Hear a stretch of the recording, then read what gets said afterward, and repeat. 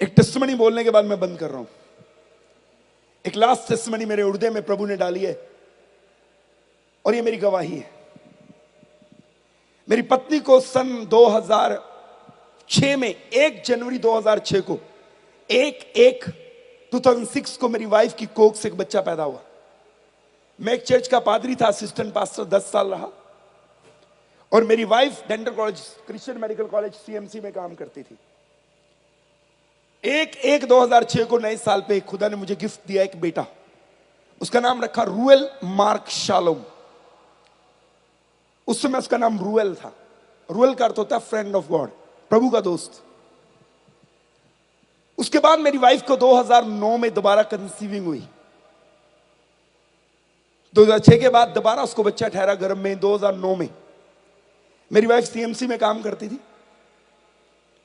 और जब बच्चा ठहरा तो सीएमसी की सीनियर डॉक्टर ने कहा एक टेस्ट करेंगे, फिर दूसरा टेस्ट, फिर तीसरा टेस्ट, चौथा टेस्ट, एक अल्ट्रासाउंड, 2 अल्ट्रासाउंड, ऐसे कितने अल्ट्रासाउंड करवा लिए उन्होंने कुछ कुछ दिन के गैप पे। और फाइनली उन्होंने एक दिन एक अल्ट्रासाउंड निकलवाया और मेरी वाइफ को बुला के इस प्रकार से कहा तुम्हारे हस्बैंड को बुलाओ। मैं गया हॉस्पिटल में, पादरी था मैं। डॉक्टर ने मेरे सामने मुझे टेबल पे बिठा के, मैं इधर टेबल पे इधर इस साइड में बैठा, मेरी वाइफ और वो सामने बैठी। उसने वो सारी मेडिकल रिपोर्टें टेबल के ऊपर फैला दी। उसने मुझे कहा कि तुम्हारी वाइफ के पेट में जो बच्चा वो मर गया है, उसकी धड़कन नहीं है, इनको आज ही एडमिट कराओ ताकि हम बच्चा निकाल दें। मैं तो उसी समय थोड़ा सा परेशान हुआ, मेरी वाइफ रोने लगी। हमने उनको बताया थोड़ा समय दे दो हमें। हम जल्दी से अपने घर आए। हमारे चर्च में एक डॉक्टर आया करती थी, अभी भी हमारे चर्च के साथ जुड़े हैं।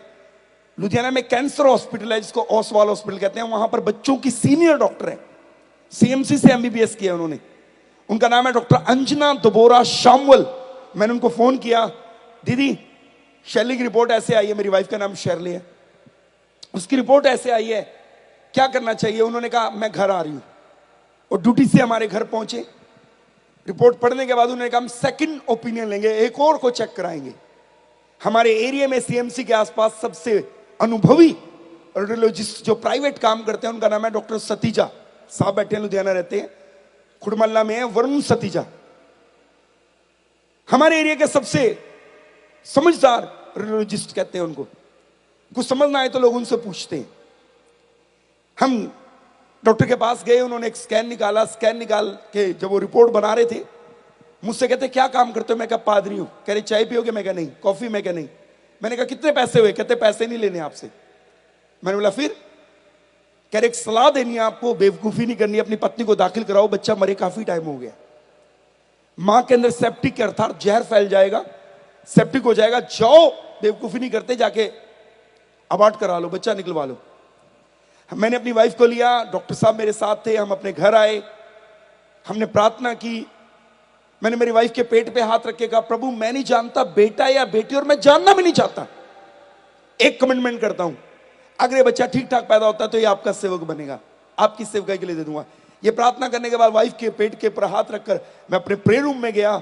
लगभग पूरी रात में स्वर की ओर हाथ उठाकर प्रार्थना करता रहा, लगभग, ऊपर नीचे हो सकता है थोड़ा, प्रार्थना करता रहा, खुदा के आगे घुटने टेक करके वर्शिप करता रहा, प्रार्थना करता रहा, प्रार्थना करता रहा, प्रार्थना करता रहा।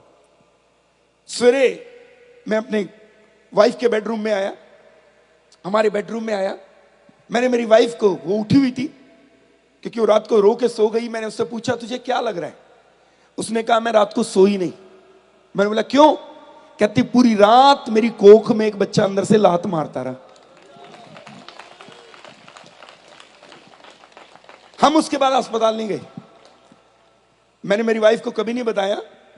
डॉक्टर मुझे अलग से बुला बुला के कहते थे, दूसरों को द्वारा मैसेज दे दे के कहते थे बच्चा अब नॉर्मल होगा, उसका ब्रेन नहीं बनेगा, ये नहीं बनेगा, वो नहीं बनेगा, अपाहिज बच्चा पैदा होगा, सारी जिंदगी लेके घूमोगे, ना जाने क्या क्या बातें बोली जाती थी।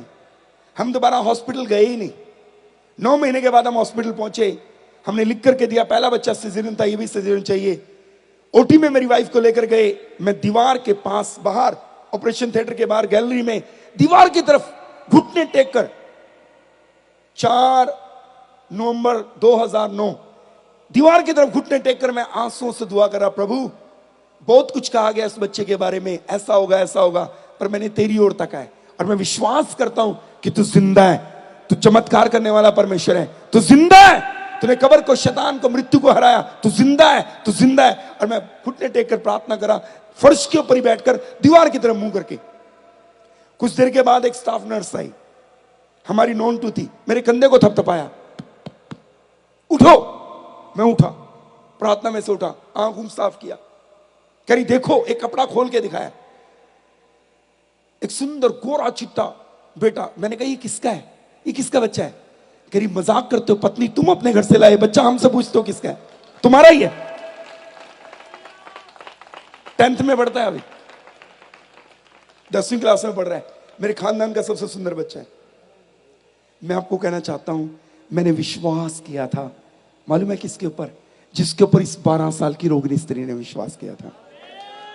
मैंने विश्वास किया था उसके ऊपर जिसके ऊपर यार ने विश्वास किया था। मैंने विश्वास किया था उसके ऊपर जिसके ऊपर मार्था और मरियम ने विश्वास किया था।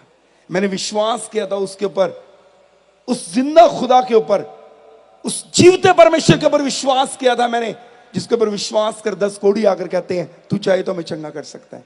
बोलिए हालेलुया, जोर से बोलिए हालेलुया, उच्च आवाज से बोलिए हालेलुया। यीशु मसीह ने इस स्त्री से कहा तेरे विश्वास ने तुझे, बोलिए हालेलुया। मैं आपको कहना चाहता हूं, शैतान यहां बैठे कई लोगों को भी अभी बता रहा है, उनके दिमाग में डाल रहा है तुम कभी ठीक नहीं हो सकते, तुम्हारे हालात कभी बदल नहीं सकते। लेकिन मैं कहना चाहता हूं आज वो दिन है जब प्रभु आपके जीवन में एक बड़ा काम करेगा।